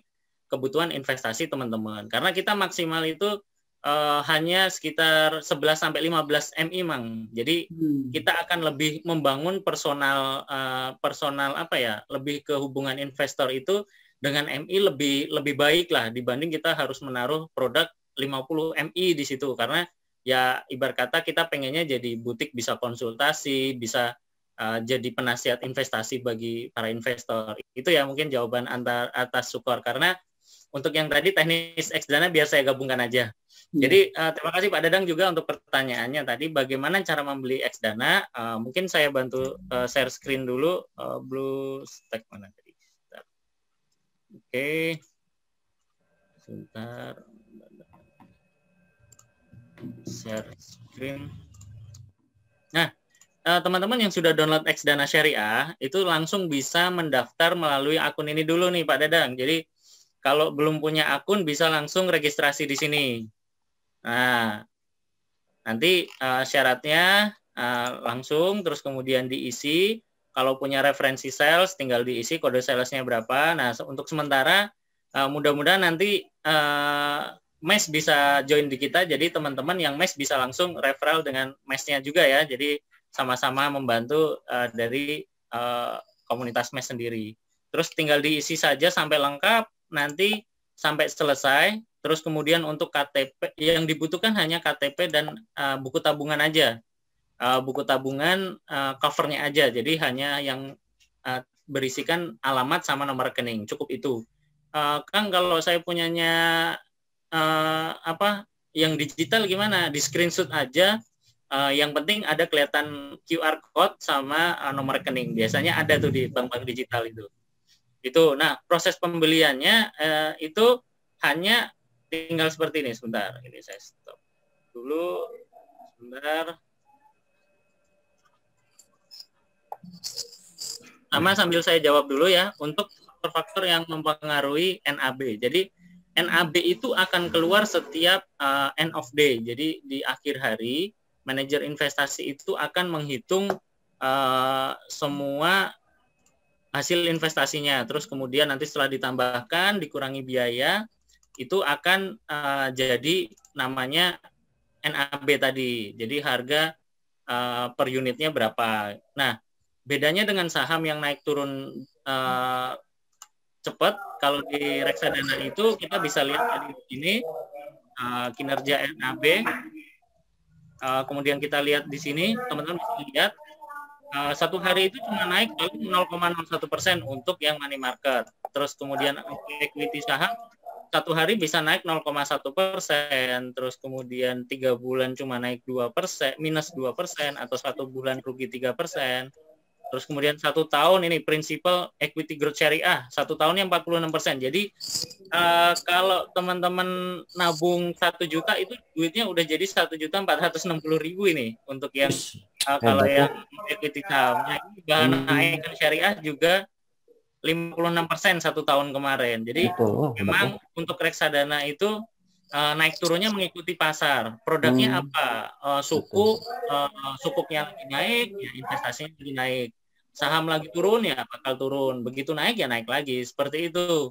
Jadi untuk menjawab pertanyaan NAB tadi, kenapa yang faktor mempengaruhi, itu faktor produknya sendiri. Jadi bukan faktor pembelian ya. Ini terbalik. Kalau di saham kan semakin banyak yang beli, harganya semakin naik, semakin banyak yang jual, semakin banyak yang turun. Kalau di reksadana, mau banyak yang beli, mau banyak yang turun, yang ngikutin nilai produk yang dibeli manajer investasi gitu. Nah, kenapa kok saya sarankan teman-teman baca fund fact sheet, di situ nanti akan ada kayak bahan MES alokasinya kemana, banyakan sukuk pemerintah, berarti bahan MES syariah fund ini artinya mensupport semua kegiatan pemerintah dengan membeli sukuk. Nah, amit-amit kalau misalkan sampai risiko kredit negara nggak bisa bayar kan ya, berarti negara bubar kan. Nah, ini yang menjadi faktor keamanan tadi, naik turunnya NAB.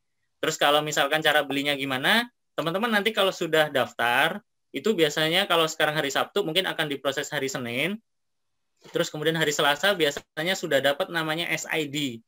Nah, SID dan username sama password untuk bisa masuk. Nah, nanti ini login aja, terus kemudian ada pembelian baru, terus tinggal ikut petunjuknya. Nah, misalkan saya mau carinya MES. MES itu ada di fixed income. Saya mau nyari, ini 100.000 Mang kalau untuk yang MES Mang. Jadi dimasukin misalkan 100.000 per bulan gitu kan. Terus lanjut bagaimana? Nah, untuk pemula tadi sekalian saya jawab, menabung di reksadana itu tidak seperti menabung saham. Jadi menabung di reksadana itu nggak perlu melihat naik turunnya harga. Semakin turun NAB, semakin turun harga reksadana, unitnya akan lebih banyak. Jadi ibarat kata teman-teman beli Indomie 20.000 cuma dapat 6, tapi ketika harga Indomie turun, teman-teman 20.000 dapat Indominya bisa 8 gitu. Jadi yang mempengaruhi adalah faktor NAB-nya. Jadi bukan naik turunnya harga saham misalkan. Harga hari ini naik. Nah, nunggu turun nggak usah. Kalau reksadana nggak perlu sih. Jadi buat teman-teman juga reksadana nggak perlu mikir kapan harus beli, kapan harus jual. Ya udah, kalau memang niatnya buat investasi, coba aja nabung 100.000 sebulan gitu kan. Nabung 100.000 sebulan di Bahana MES, kita tunggu sampai 1 tahun itu seperti apa. Nah, ketika sudah sini, nah satu lagi yang perlu diperhatikan adalah rekening transfernya itu langsung ke reksadana Bahana MES Syariah Fund Kelas G.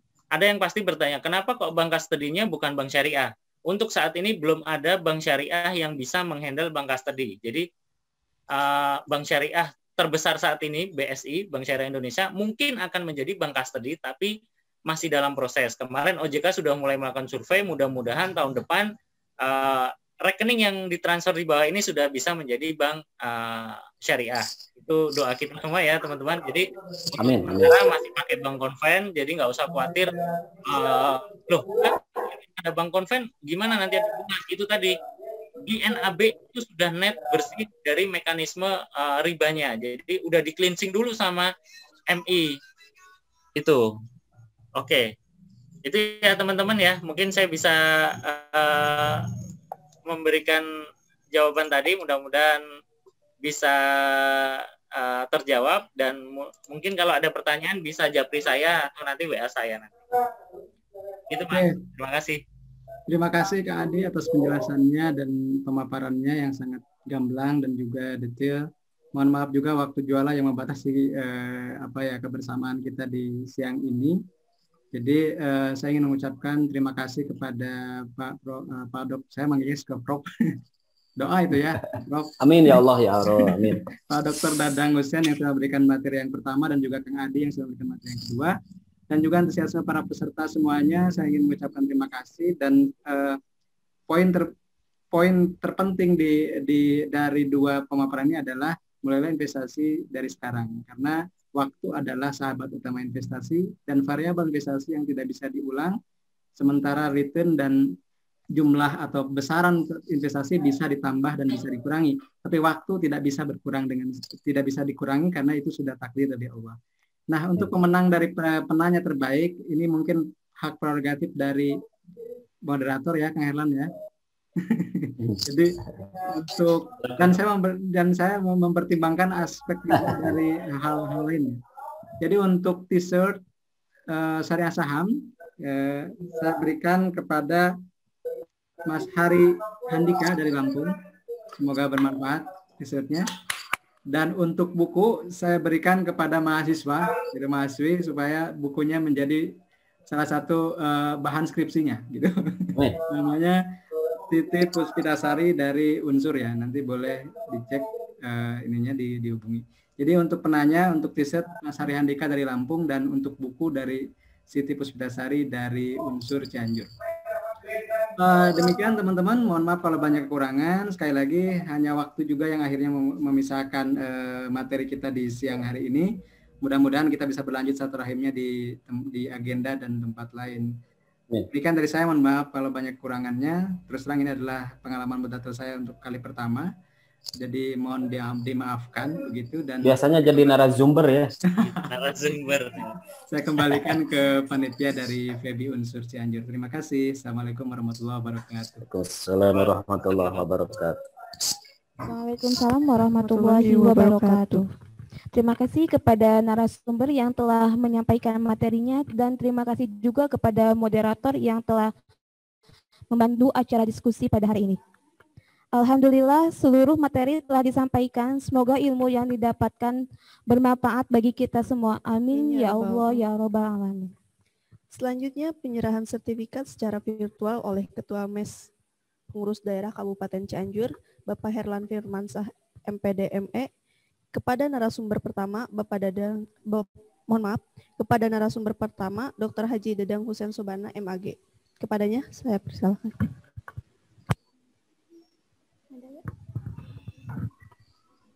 Nah, terima kasih kepada Pak Dr. Dedang Husein Sobana yang sudah memberikan pencerahan kepada kita semua.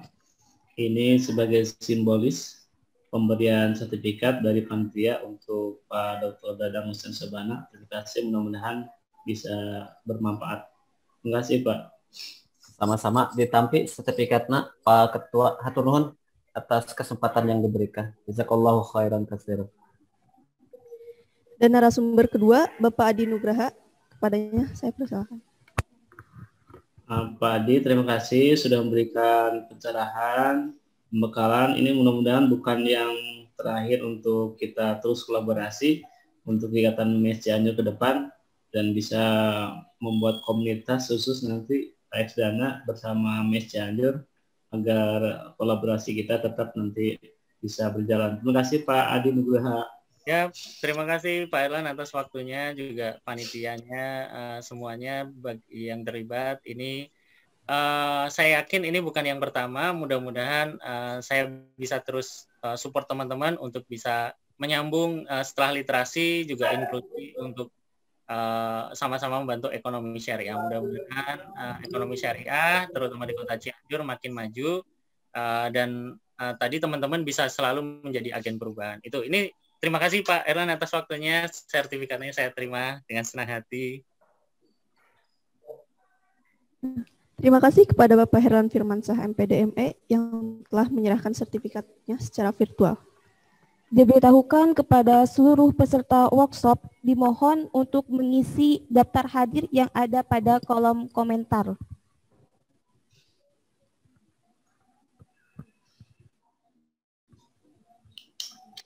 Untuk mengamsi juga ada ya sertifikat. Mohon maaf.